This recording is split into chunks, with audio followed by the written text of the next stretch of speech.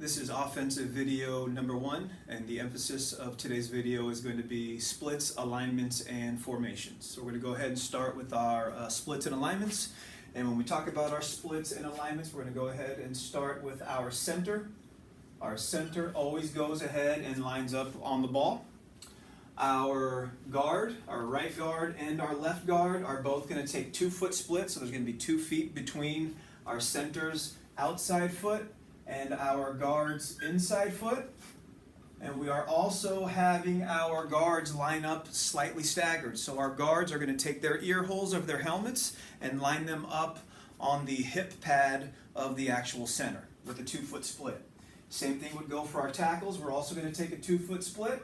Right tackle is going to be 2 feet. He's going to be ear hole to ear hole on the actual guard, and the left tackle is going to be in the same position, 2-foot split, ear hole to ear hole there as well. Our tight end, regardless of what side he is on, we'll put him on the left now. We'll also have a 2-foot split from the tackle, and he's going to be ear hole to ear hole with the tackle as well. Moving our way back, our quarterback is typically under center. Our fullback, we usually have him put his heels at 4 or 4.5 yards away from the line of scrimmage, depending on the fullback and his quickness and speed and get off. Our wingback, which is going to line up here to the side of the tight end, is going to line up with a 2-foot split and 2-foot back. So he's going to be 2 by 2 from the tight end, as is our halfback, who's going to be on the opposite side, 2-foot split, 2-foot back, 2 feet back there as well. And we will adjust that. It could be 2 by 1. We will fine tune that and play with that again depending on our personnel.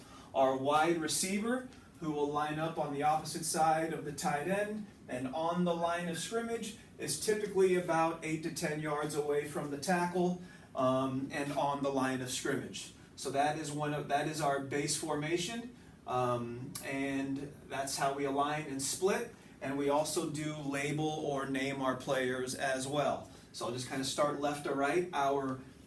This position right here is a wing back. We also call him a Z. Our tight end is a tight end, but we label him Y. Our QB is always Q. Our fullback is F. Our halfback is H. And our wide receiver or split end is X. And that is how we align and label our players in their alignments. Okay, I'm now going to go ahead and take you through all of our base wing T formations. Typically we go ahead and just number our formations 1 through 6, and we have a couple little variations that I'll go over there as well. Some basic rules with our formation: if it is an odd number, a 1 formation, a 3, or a 5. Anytime an odd number is heard, if I am a wing back or a tight end, I always line up to the left. That's the strength of the formation. If I am a halfback or an X, when I hear an odd number, I line up to the right of the formation. Okay? And then we go ahead and flip that around. If we are in an even formation, our Y and our Z go ahead and line up to the right, a 2, 4, or a 6. If we, and then our halfback knows that they go ahead and line up opposite. In an even formation, they go ahead and line up to the left side. Okay, so that is kind of how it's going to work. So for even,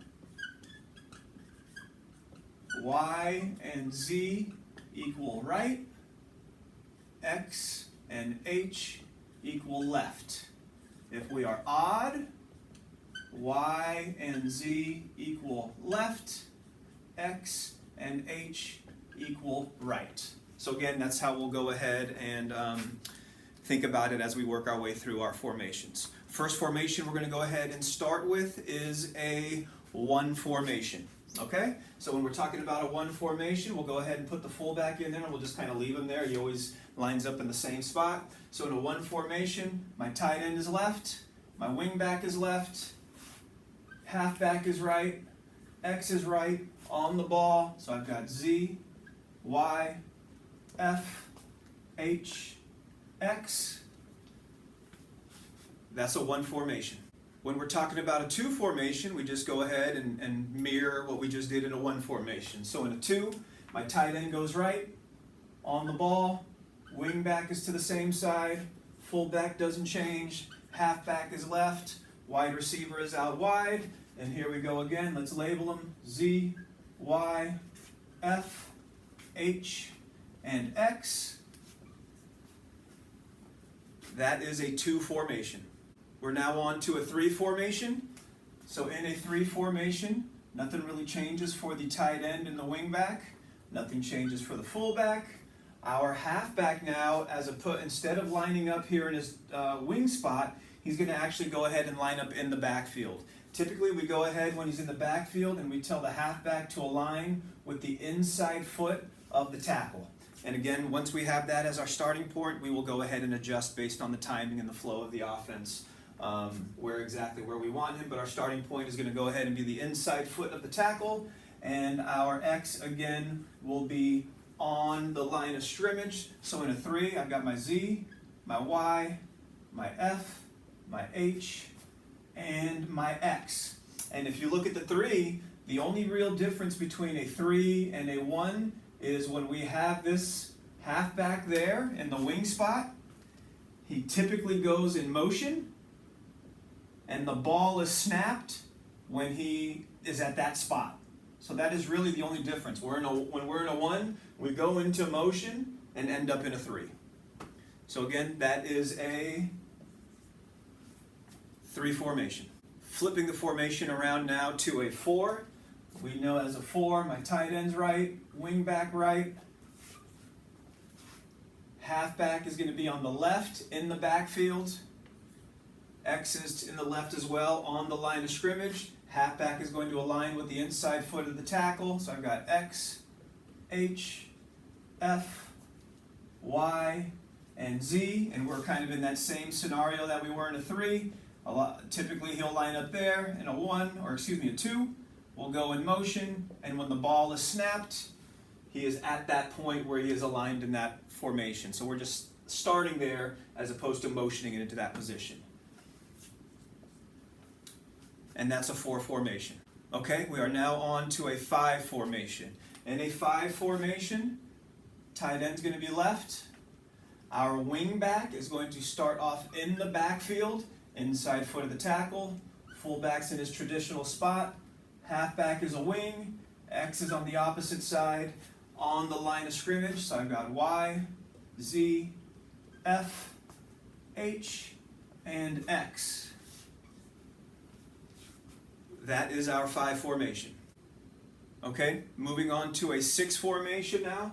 Tight end right, wing back right, inside foot of the tackle alignment in the backfield. Halfback 2 by 2, X on the line of scrimmage. X, H, F, Z, and Y. That is our 6 formation. Okay, now I just want to go ahead and review a couple little variations to our 1 through 6 formations, kind of tags that we add to adjust the formations just a little bit. The first one that we use very commonly is called trade. And we can run this out of a 1, 2, 3, 4, 5, or 6. I'll put a 4 formation up there for now. So in a 4, I know my tight end is right, my wing back is right, fullback, halfback is in the field, inside foot of the tackle. And when we say trade 4, so when we're talking about trade, we are talking to the X receiver. Normally, the X lines up over here, away from the wing back and the tight end. But when we say trade, we are now telling the X receiver to go ahead and line up to the strength of the formation. And what this does is it essentially gives us an unbalanced formation. It overloads that side of the formation. It does make our tight end ineligible, so he technically cannot go out for a pass. But this is a trade 4 formation, and again, we can do this out of a variety or all of our wing T formations. Another one of our favorite variations to our base wing T formations is making an I call. So when we make an I call, again, I will use the 4 formation as an example. So for a 4, tight end, wing back, it's a traditional 4, our X is over there, our fullback aligns here, and when it's a regular 4, we know our halfback lines up inside foot of the tackle. But if I were to say 4I, then my halfback knows he's not going to line up in his traditional spot, that he is going to line up directly behind the fullback, and it's going to go ahead and put us into a I back situation. So that would be a trade, that would be a 4-I formation. We could also take that formation and tag it again. We could say trade 4-I. So now we've tagged our formation for our halfback and our fullback. Our halfback lines up behind the fullback, and we added another tag that takes our X and lines him up and puts him on the strength of the formation again to create that unbalanced situation. And now we have a trade 4-I. And that is our base formations.